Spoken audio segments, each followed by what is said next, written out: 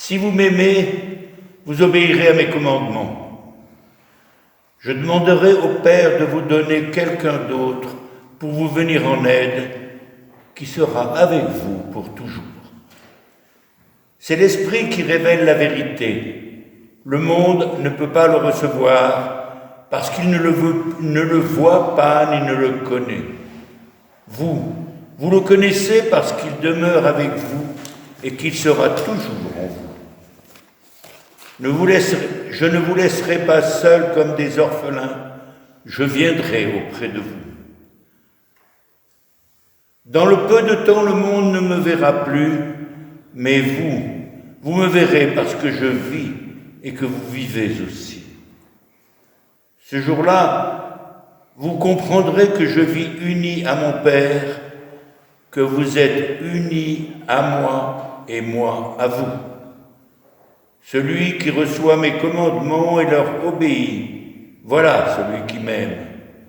Celui qui m'aime sera aimé par mon Père, je l'aimerai aussi et je me ferai connaître à lui.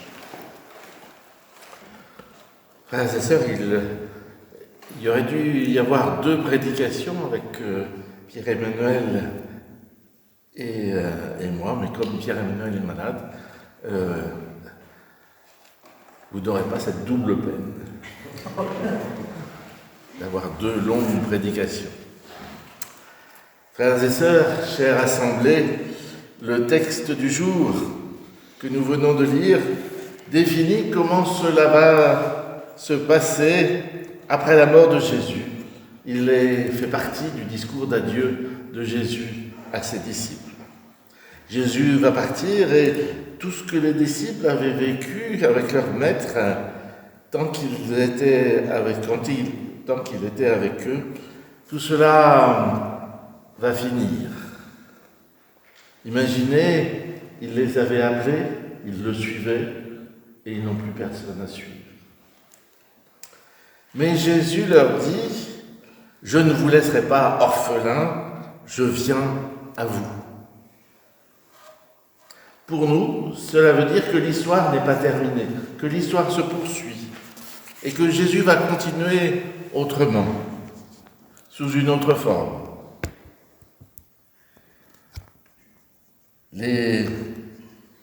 Jésus leur dit, « Je prierai le Père et il vous donnera un autre paraclet, parakletos en grec, qui restera avec vous. » Les disciples ne seront donc pas seuls, abandonnés ou orphelins.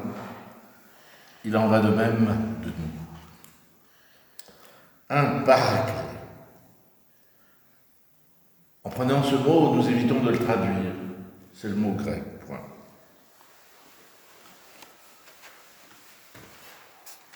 Jésus sera remplacé par un paraclet.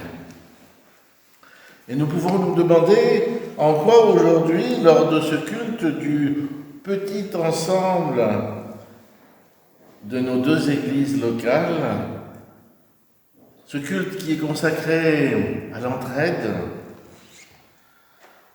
en quoi nous sommes concernés. Alors, pour entrer dans la réflexion, voyons ce qu'est ce paraclet. Dans la plupart de nos Bibles, le mot est traduit par consolateur, mais c'est un peu restrictif. Parce que, à l'origine, le paraclet, c'est un défenseur, une sorte d'avocat. Il défend les siens devant le tribunal. Ici, il défend les disciples face à tous leurs ennemis, et Dieu sait que leur situation ne sera pas forcément aisée quand ils commenceront leur ministère de disciples 50 jours après la résurrection, c'est-à-dire à la Pentecôte. Le paraclet, c'est aussi un guide, un soutien pour les siens. Il porte, il supporte à travers les difficultés de la vie. Au verset 17, il est dit que le paraclet est aussi esprit de vérité. Il nous aide à connaître et à reconnaître la vérité. la vérité de Dieu, la vérité de Jésus qui a dit à ses disciples « Je suis la vérité ».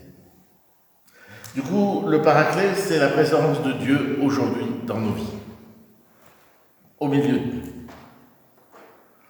Et pas n'importe quelle présence, c'est une présence aimante de Dieu, qui supporte, qui aide, qui guérit, qui est bienfaisant, qui est bienveillant, qui est bénédiction.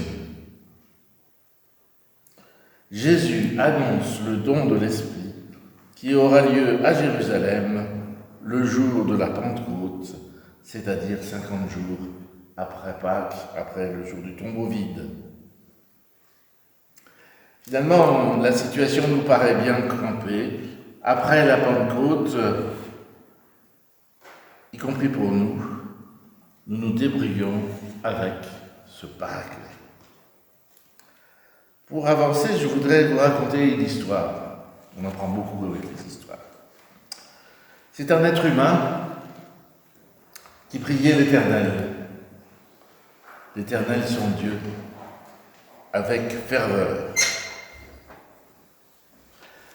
Et il lui demandait « Mon Dieu, donne-moi le bonheur. » Un jour, plus tard, dans un songe, Dieu lui apparut et lui dit « Bien-aimé, je ne peux pas te donner le bonheur.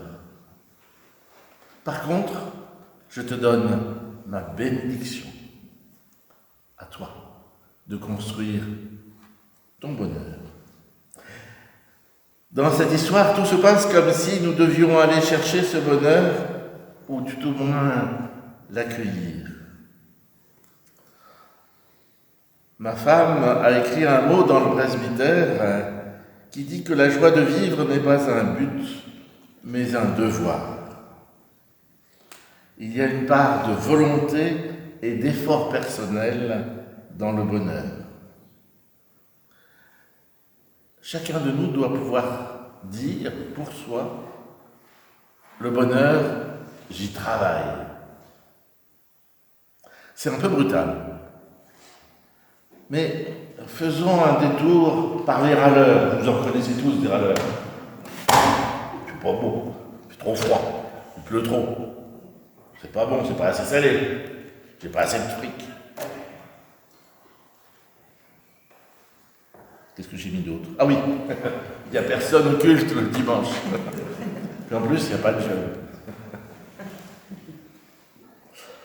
Peu importe que ce soit vrai, c'est la litanie qui est gênante.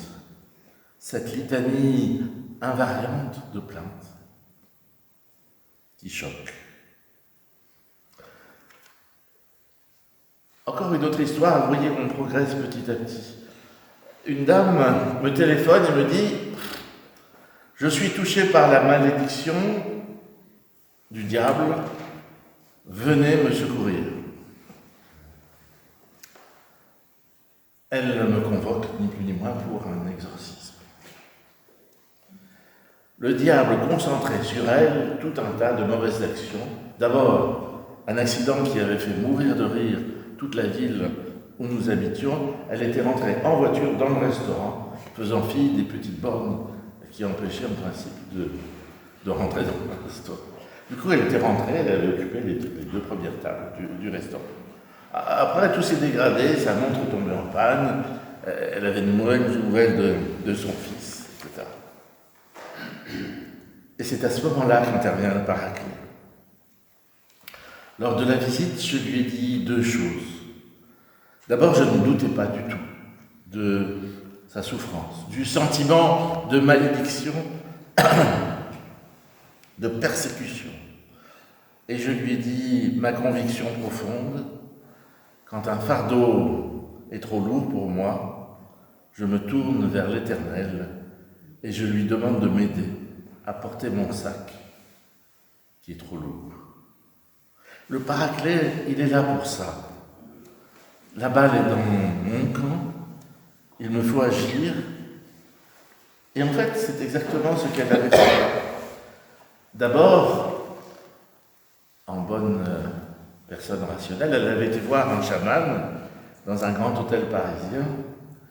Il lui avait confirmé, malheureusement, elle avait une super malédiction et qu'il fallait surtout pas qu'elle en parle à qui que ce soit, sinon la malédiction allait retomber dessus.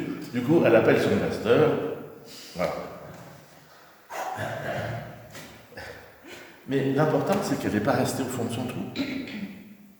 L'important, c'est que face à ce sentiment de malédiction, elle s'est bougée.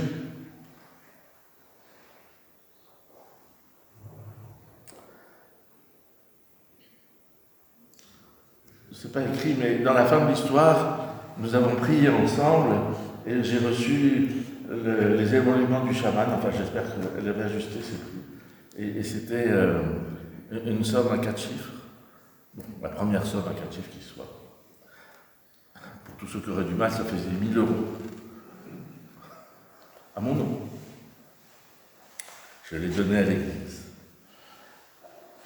Chaque dimanche au culte, nous recevons la grâce et la bénédiction. Mais chaque dimanche aussi, nous avons nos lots de mauvaises nouvelles, de douleurs et de souffrances. Monique, qui devait assurer la liturgie du culte avec Ginette, n'arrive pas à dormir.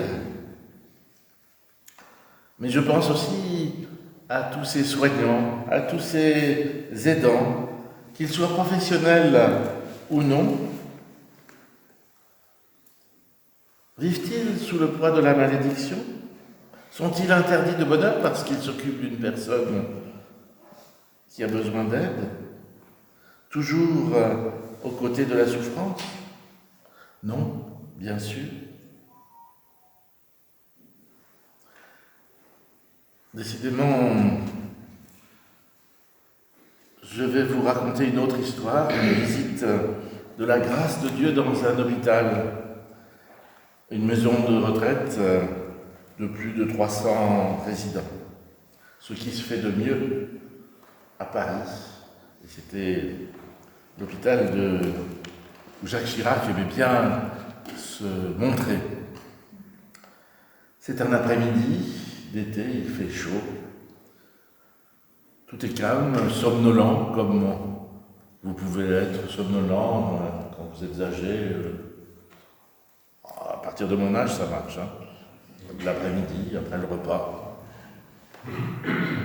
Tout d'un coup arrive un type, en costume blanc, un peu agité. Il a le même âge que les résidents, c'est Henri Salvador. Il a le même âge que les résidents, mais il est valide. Il dit bonjour, à droite, à gauche, et puis soudain, il commence à rire, lui, tout seul. Je ne sais pas si vous vous souvenez, si vous avez à l'oreille le rire de Henri Salvador. C'est un rire communicatif. Il rit et vous ne savez pas pourquoi, mais vous allez rire avec lui. Et c'est ce qui se passe. Il raconte des blagues, il fait l'événement, en fait il anime le goûter dans l'EHPAD, et puis il prend sa guitare, et puis tout le monde chante des chansons. Il est venu apporter le bonheur dans cet hôpital. Il a pris cette initiative. Le bonheur, je peux y être pour quelque chose. Du coup, je vais faire une visite dans l'hôpital. Et vous savez, je crois reconnaître, mais il y a beaucoup de gens qui font des visites dans les maisons de retraite ou à des personnes malades ou qui sont soignées. Combien une visite peut apporter du bonheur.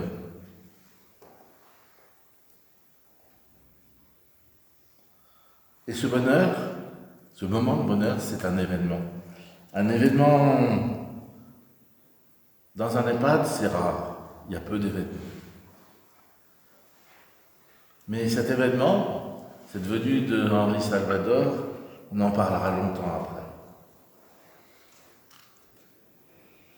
Il a le don de faire rire, d'apporter du bonheur, et ce don, il le met en pratique. Il a à cœur de le partager. Il ne le garde pas pour lui. Et sans doute, ça lui apporte à lui du bonheur. Les résidents de la maison de retraite ont saisi cette main tendue, ce rire sonore qui est le sien. Saisir et être reconnaissant. Ce sont sans doute les deux mouvements les plus importants pour le croyant. L'un est actif, volontaire, parfois courageux. Il demande un effort, mais peut-être naturel ou normal. L'autre, être reconnaissant, est une réflexion sur soi, sur les événements de sa vie, sur ce qui arrive. Là, je suis passif, et sur mes projets, là, je suis actif. Je voudrais vous dire une conviction. Il y a de la recherche du bonheur, y compris, et peut-être surtout dans les maisons de retraite, où nous avons le préjugé qu'il ne s'y passe rien. Si vous regardez, si vous avez le regard qui bade, vous saisirez peut-être la main d'une infirmière qui s'attarde sur le bras d'une résidente. Vous saisirez le petit salut des résidents qui, quand ils sont poussés en fauteuil, saluent tous ceux qui croisent. Vous saisirez les distributions de friandises qui sont inaccessibles sur une table et que va répartir un des résidents. Cette recherche du bonheur est dans un temps ralenti, dans un temps long, mais elle existe, et le bonheur existe aussi, là-bas. Être reconnaissant. Les psaumes, et nous avons chanté le psaume 92, nous disent combien il est important de rendre grâce à Dieu, de dire merci à Dieu pour sa création, pour sa fidélité. À nous de pouvoir dire merci et de trouver chaque jour des motifs de bonheur. Tiens, je vais vous donner un truc. Vous n'êtes pas loin de Valréas ici. Si un jour vous avez envie de distribuer du bonheur, vous prenez votre voiture et vous faites le tour de ville, plusieurs fois. À chaque fois que vous croisez un piéton, vous vous arrêtez, vous souriez et vous le laissez passer. Il va vous sourire, vous repartez votre sac à dos avec un sourire. Au bout du troisième sourire, vous dites « Wow, c'est un pays merveilleux dans lequel je vis ». Vous faites le plein de sourires.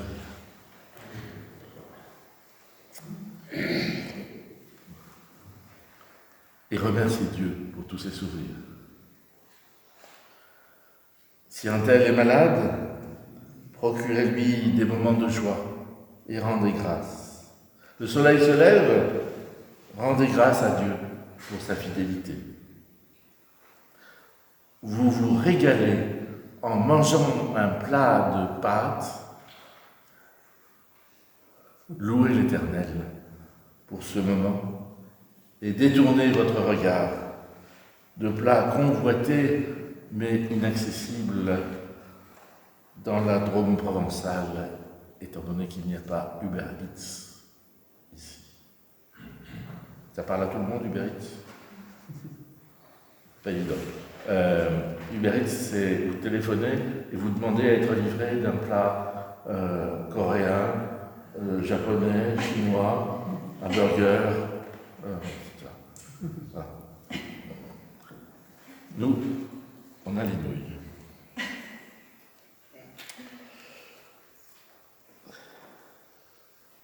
Évidemment, toute vie est touchée de près ou de loin par des souffrances, l'injustice, la méchanceté des hommes, la guerre, la loi du plus fort, aveugle et destructrice.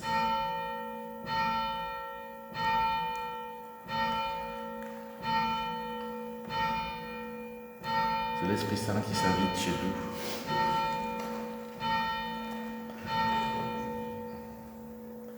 Cependant, même dans la douleur, un souffle de renouveau est possible.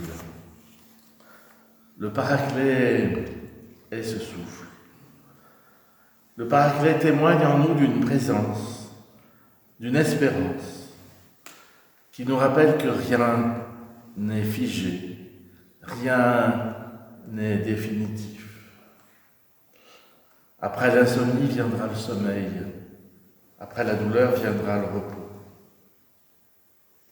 Et ce matin encore, c'est bien l'Esprit qui nous réunit en Église. Oh, on pourrait lui demander de souffler plus fort à l'Esprit. Ou peut-être, nous pourrions faire plus d'efforts pour partager notre bonheur d'être à l'Église, de vivre cette fraternité qui fait que même si on ne se connaît pas, on se fait confiance. Même si nous sommes de paroisses différentes, parce que je ne vous connais pas, donc vous ne devez pas être de ma paroisse. Mais je peux vous faire confiance et je peux vous dire plein de choses. Et nous pouvons prier ensemble, vous pour moi et moi pour vous. C'est ça l'Église. C'est partager une fraternité, partager des moments qui transforment nos préjugés négatifs, notre ressenti négatif sur notre vie, en espérance, en joie, en petits bonheurs que nous pouvons cueillir et qui sont à notre portée.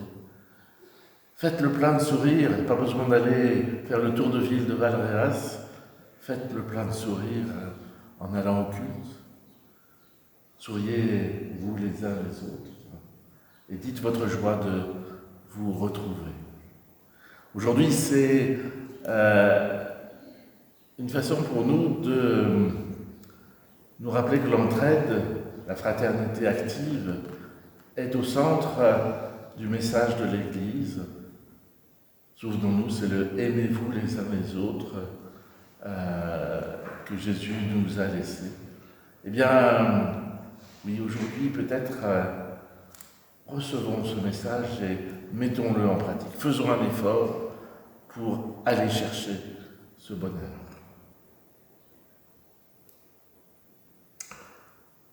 L'Église est porteuse d'un message performatif au monde, c'est-à-dire un message qui change le monde, une parole qui agit et qui est signe d'ouverture. Comme le tombeau était ouvert à Pâques, c'est une parole porteuse de lien et de sens qui nous est adressée ce dimanche. Une promesse et une espérance. Elle est pour toi. Amen.